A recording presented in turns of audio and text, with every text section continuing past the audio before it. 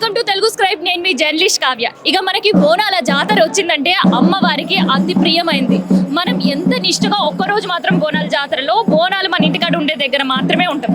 కానీ శివశక్తులు మాత్రం అట్లా కాదు.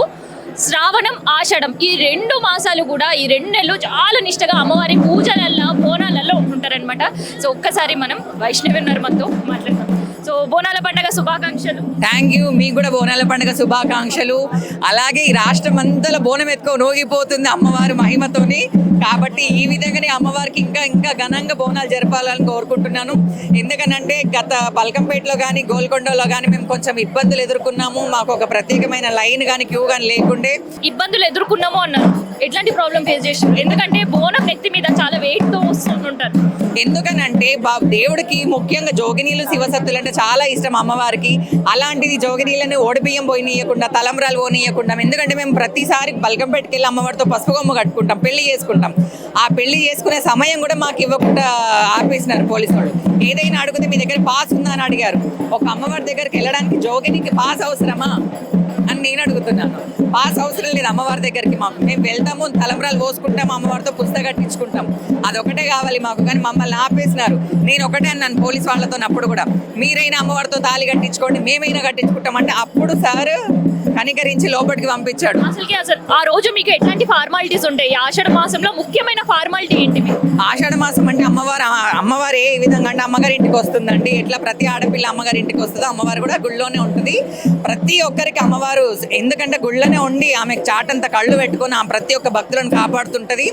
ఆ అమ్మవారు ఆ విధంగా ఆ చూపు కోసమే మనం ఈ ఆషాఢ మాసంలో బోనాలు ఎక్కిస్తాం, అమ్మవారికి భోజనము ఎక్కిస్తాము. మన ఈ రాష్ట్రమే కాదండి, ప్రతి ఒక్క రాష్ట్రం కూడా బోనాలు ఎక్కిస్తుంది. ఇప్పుడు వివిధ నగరాల నుంచి వచ్చి ఎక్కిస్తున్నారు అమ్మకు బోనం. అమ్మ మహిమ ఎక్కడి దాకా పాకిపోయిందో మీకు తెలుసు కదా. కాబట్టి అమ్మ అందరినీ చల్లగా చూడాలని కోరుకుంటున్నాను. ఇక్కడ మీరు బోనాలు ఇట్లా అమ్మవారికి సమర్పణ చేస్తుంటారు ఈ ఆషాఢ మాసం మొత్తం? గోల్కొండలో చేస్తాము, బల్కంపేటలో చేస్తాము, అలాగే సింహవాహిని మాంకాలమ్మకి, ఉజ్జయిని మాంకాలమ్మకి, మళ్ళీ అలాగే పోచమ్మకి, మైసమ్మకి, అట్లా ప్రతి అమ్మవారికి ఎక్కిస్తాం బోనాలు మాత్రం. బోనాల పండగ మీ ఇంటికాడ ఇప్పుడు మరి వచ్చే ఆదివారం మా ఇంటి దగ్గర బోనాలండి. అప్పుడు కూడా మేము ఇల్లు తిరిగి జోగెత్తుకొని, ఇల్లు తిరిగి భిక్షాటన చేసి బియ్యం ఎత్తుకొని, ఆ బియ్యం తీసుకొని బోనం వండి పోచమ్మ దగ్గరికి, మైసమ్మ దగ్గరికి, మాంకాలమ్మ దగ్గరికి, ముత్యాలమ్మ దగ్గరికి, పెద్దమ్మ తల్లికి, అట్లా 5 బోనాలు చేస్తాం మా ఇంట్లో. మొత్తం ఈ ఆషాఢ మాసం మొత్తం ఎన్ని బోనాలు ఎక్కిస్తుంటారు అమ్మవారికి? పండుగ మాత్రం అయితే ఒక్క రోజు ఉంటదేమో కానీ బోనాల పండుగ మాత్రం 2 నెలలు ఉంటుంది. ఆషాఢ మాసం, శ్రావణ మాసం. కాబట్టి 2 నెలలు అమ్మవారికి ముఖ్యమైన రోజులే. అమ్మవారికి ఈ వారం బోనం ఎక్కియాలని ఏం లేదు. అమ్మవారికి నిత్య కళ్యాణం, పచ్చత్రోడం ఎప్పుడైనా బోనం ఎక్కియొచ్చు. సో మరి మీరు ఎప్పుడెప్పుడు ఎక్కిస్తుంటారు? మేము మా మనసులో ఎప్పుడు సంకల్పించుకుంటే అప్పుడు బోనం ఎక్కిస్తాము. ఈ ప్రత్యేకంగా ఈ ఆదివారం రోజే చేయాలని ఉండదు. ఎందుకనంటే గవర్నమెంట్ అనేది ఒక డిక్లేర్ చేశారు. ఇప్పటి నుంచి కాదండి, కొన్నేళ్ల నుంచి. మన తానీషా వాళ్ళు ఉన్నప్పటి నుంచి లష్కర్ బోనాలని, సింహవాహిని బోనాలని చెప్పేసి డిక్లేర్ చేస్తారు. ఆ సమయంలో మేము వచ్చి అమ్మవారితో మా కుటుంబ సహా అందరం వచ్చి, మా అన్నలు, చెల్లెళ్ళు, అక్కలు అందరం వచ్చి అమ్మవారికి బోనం చేసి ఆట కోసి తిని అమ్మవారి సాకెపెట్టి మొక్కుతాం. సో ప్రత్యేకంగా ఒక్కొక్కరికి ఒక ఆనవాయితీ ఉంటుంది. బోనంలో కొంతమంది పచ్చకూర, లేదంటే పచ్చన్నంతో, కొంతమంది పరమాన్నంతో, ఇట్లా ఒక్కొక్కరు ఆనవాయితీ ఒక్కొక్క రకంగా చేస్తుంటారు. మరి మీరు చేసే బోనంలో అమ్మవారికి నైవేద్యం ఏం సమర్పిస్తుంటారు? మనం ఏ విధంగానైతే అమ్మవారికి తింటామో బోనం ఆ విధంగానే తెల్లన్నము, పచ్చకూర, పెరుగు, బెల్లము, పచ్చి పులుసు ఇవి పోస్తాము. అలాగే ఏదైనా అమ్మవారు అంటే బాపనింటి ఎల్లమ్మ కానీ ఇంకేదన్నా అమ్మవారు ఉంటే మాత్రం పరమన్నము, పెరుగు సాక పోస్తాము. అట్లా.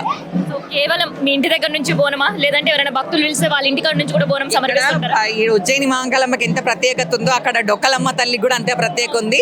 ఆ డొక్కలమ్మ అమ్మవారి వాళ్ళ ఇంట్లో నుంచే నేను బోనం తీస్తాను. వాళ్ళు ప్రతిసారి నా దగ్గర వాళ్ళ ఇంట్లో నుంచే బోనం తీయమంటారు. అమ్మ నువ్వు ఒక 2 రోజుల ముందే రావాలి అని అడుగుతారు. ఎందుకంటే మా ఇంటి ఆడపిల్లవమ్మ, నువ్వు ఆడపడుచువి, వచ్చి నువ్వు బోనం తీయని అంటారు. నేను నిన్నొచ్చాను వాళ్ళ ఇంటికి, నిన్నొచ్చేసి ఈరోజు బోనం చేశాను, ఈరోజు ఉండి రేపు వెళ్తాను. సో ఇక్కడతో పాటు హైదరాబాద్లో, సికింద్రాబాద్లతో పాటు ఇంకెక్కడైనా తీస్తుంటారా అమ్మవారికి బోనం? సింహవాహిని మాంగళమ్మ కూడా చేస్తాం నెక్స్ట్ వీక్. అలాగే కోట మైసమ్మ, ప్రతి ఒక్కటి జాగల అమ్మవారు ఇక్కడ ఉంటుంది అక్కడ ఉండదని కాదు. ఎందుకనంటే అప్పట్లో అమ్మవారికి గ్రామ దేవతలకు రూపాలు లేకపోతుండే. ఒక గండశిలను పెట్టి అమ్మవారు పోచమ్మ, మైసమ్మ అని చేసేవాళ్ళు. ఇప్పుడు ఏందనంటే ప్రభుత్వం చాలా ఇదయిన తర్వాత చాలా మంచిగా వసతులు చేసిన తర్వాత చిన్న చిన్న గుళ్ళు కూడా పెద్దగా అయినాయి. అమ్మవారికి రూపాలు అనేటివి చూపించారు. అమ్మవారికి ఒక ఘనంగా బోనాలు చేస్తున్నారు. కాబట్టి మేము కూడా అమ్మవారి దగ్గరకు వచ్చి దర్శించుకుంటాం. అయితే మిమ్మల్ని నేను ఒకటి అడగాలనుకుంటా. మన తెలంగాణ వాళ్ళ దగ్గర ఉండే గ్రామ దేవతలను, అక్కడ ఉండే కుల వృత్తుల వాళ్ళు, అక్కడ ఉండేటోళ్ళే పూజలు చేసేటోళ్ళు. ఎంత పెద్ద ఉత్సవమైనా ఆ రోజు బోనాల పండుగ అయినా కానీ ఇప్పటికీ ఊర్లలో అదే ఫార్మాలిటీస్ ఉంటాయి. అదే ఉందండి. ఇంకా ఊర్లల్లో ఎవరు చేసేవాళ్ళు ఎవరి బోనం ముందెక్కాలో వాళ్ళ బోనమే ముందెక్కుతుంది. దాని తర్వాతనే మిగిలిన వాళ్ళ బోనాలు ఎక్కుతాయి. సో మరి ఇప్పుడు ఇక్కడ మనం చూస్తుంటే ఆ ఆచారం కనిపిస్తుందా? ఎందుకంటే కంప్లీట్ పూజారులు మాత్రమే గ్రామ దేవతల పూజలు కూడా చేసే పరిస్థితి ఉంది. ఇప్పుడు ఊర్లలో అంటే ఆ విధంగా పద్ధతులు ఉండేటివండి. ఇప్పుడు మాత్రమైతే ఆ పద్ధతులు ఇక్కడ లేవు. మన హైదరాబాద్లో మాత్రం ఇక్కడ నడవాయి అలాంటి పద్ధతులు. కానీ ఎలాంటివి ఇక్కడ వాళ్ళు వీళ్ళు అనే తేడా ఉండదు. అమ్మవారి ముందు అందరూ సమానులే. జోగిని అయినా, శివసతి అయినా, నార్మల్ పబ్లిక్ అయినా, ఎవరైనా అందరు అమ్మవారి ముంగట సమానమే. ఇంకొకటి ఏంటంటే బోనాలు అంటే అందరికి ఎరక కేవలం బోనాలు, లేదంటే ఒడి బియ్యం, లేదంటే నెక్స్ట్ జరిగే భవిష్యవాణి. కానీ అట్లా కాదు. మనం జరిగే మన పండుగల కుల వృత్తుల వాళ్ళు కూడా ఉంటారు. సో దాదాపు ఎంతమంది కుల వృత్తుల వాళ్ళు ఇందులో ఉంటారు? ఏమేమి చేస్తుంటారు? ఇంట్లో గౌండ్లోళ్ళు ఉంటారు, మళ్ళీ అట్లాంటి ఎస్సీ వాళ్ళు ఉంటారు, ఉప్పరోళ్ళు ఉంటారు, ముదిరాజులు ఉంటారు, అలాగే కాపోళ్ళు ఉంటారు. చాలా ప్రతి ఒక్క కులం ఇక్కడ కుల మతాలకు అతీతంగా అవుతుంది. ఇక్కడ ముస్లిమ్స్ కూడా వచ్చి అమ్మవారికి బోనాలు సమర్పించే రోజులు ఉన్నాయి అప్పట్లో. కాబట్టి ఇది కుల మతాలకు అతీతంగా అవుతుందండి. ప్రతి ఒక్క కులం వాళ్ళు ఇక్కడ అమ్మవారి దగ్గరకు వచ్చి దర్శించుకుంటారు. సో అందరు బోనాలు చేసుకుంటారు. అందరికి బోనాల పండుగ శుభాకాంక్షలు. అందరికీ బోనాల పండుగ శుభాకాంక్షలు. అలాగే మీకు కూడా బోనాల పండుగ శుభాకాంక్షలు. అమ్మవారు చల్లగా చూడాలని మనస్ఫూర్తిగా కోరుకుంటున్నాను. సో ఇట్లా మొత్తానికైతే బోనాలు ఎట్లా చేస్తారో, బోనాలు చేసే ప్రత్యేకత ఏంటో ఇట్లాంటి ముచ్చట్లన్నీ విన్నాం కదా. సో ఇది శివశక్తులు ప్రత్యేకంగా